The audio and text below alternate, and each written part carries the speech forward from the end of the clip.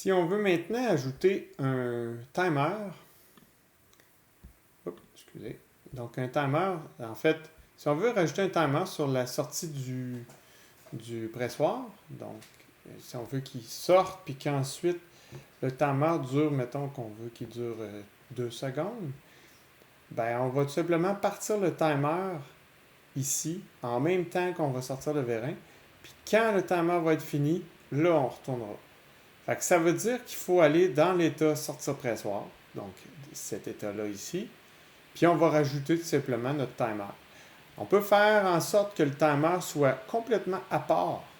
Donc c'est ce qu'on va faire. On va le mettre à part, il ne sera pas à l'intérieur. Ce qui va être à l'intérieur, c'est la gestion du signal, donc le start T1 qui va être ici. Et la fin va être aussi générée, puis on va venir lire la fin du signal là-dedans. Donc, on va venir insérer ça là-dedans. Donc, c'est ce qu'on va faire. Fait que la première chose qu'on va faire, c'est qu'on va tout simplement aller chercher notre timer qui a été fait en premier, que j'ai déjà fait. Vous avez déjà une vidéo pour savoir comment faire pour fabriquer votre timer.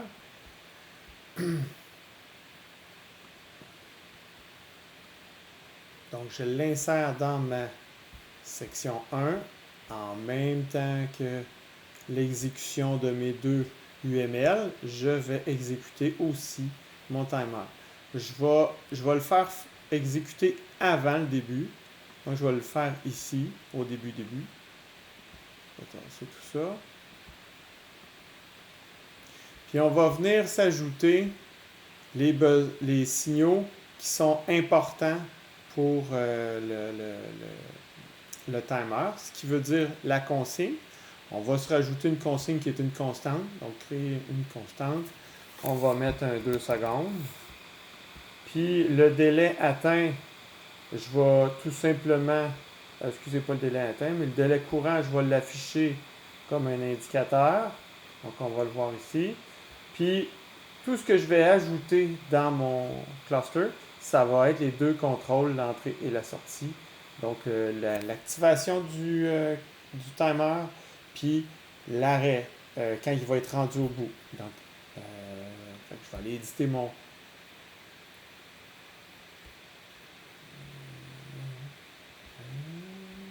OpenTypeDef. Je vais aller rajouter ici un booléen. Donc, je l'ai appelé... Comment je l'ai appelé donc? On va aller voir ça. Je l'ai appelé Start T1, puis à la fin, T1 fin. Donc, on va l'appeler la même chose. Start T1, puis j'ai une del, T1 fin. De toute façon, que ce soit une del ou que ce soit un contrôle, en autant que ça soit booléen, ça ne change absolument rien dans un cluster. Donc, T1 fin. Je sauvegarde ça. Pas save. Maintenant, j'y ai accès à travers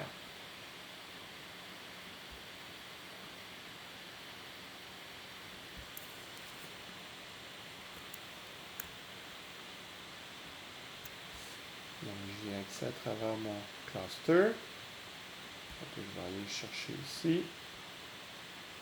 Je vais avoir accès à Start T1.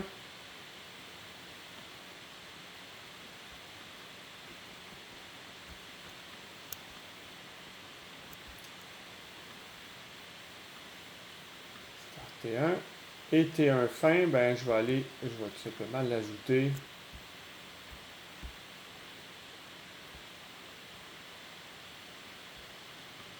dans de ici, tiens. On va se brancher là. Ça va être super important que je vienne me débrancher de là et me brancher comme ça. Donc, il faut absolument que le fil rose soit mis à jour ici pour que la valeur de T1 fin puisse continuer dans le chemin normal. Et ici, tout ce que j'aurai à faire, c'est venir lire mon timer et l'activer. Quand je rentre dedans, je vais activer le timer. Donc ici, je vais activer Voyons. Hop. T1 start. Start T1 que je vais mettre actif au départ dès l'entrée. Donc, je vais créer une constante true. Tac. Voilà. Et ici, je vais aller m'ajouter une condition. Si T1 fin est actif, donc si vous regardez la condition que j'ai ici, on voit bien que si j'ai T1 fin et que j'ai pressoir sorti et que j'ai marche, je m'en vais ici. Donc, je vais tout simplement rajouter ici mon et à 3 entrées à la place. Fait que je peux faire ça en faisant replace. Donc, je prends boolean palette. Je vais aller chercher un compound. C'est un et à 3 entrées. Voilà. Puis je vais venir le rajouter ici. Attends. Fait que là, si je passe ça, vous allez voir que mon délai, si je paye start, là, je suis en sortie pressoir. Oh! Il y a un problème. Qu'est-ce que je fais pas? Je ne reset pas mon timer. Donc, il va falloir que je le fasse. Fait que ce que je vais faire, c'est que je vais le resetter ici. À chaque fois que je vais aller dans Entrée pressoir, il va resetter le timer. Fait que là, je vais venir ici. Je vais le remettre à Start T1, je vais le remettre à false. Donc, create constant. Tout, false. Fait que là, à chaque fois que je rentre ici, je pars Start T1 à true. Quand j'arrive ici, il faut que je le remette à false. Idéalement, en fait, on devrait toujours remettre toutes les sorties à false quand ils ne sont pas actifs dans notre système.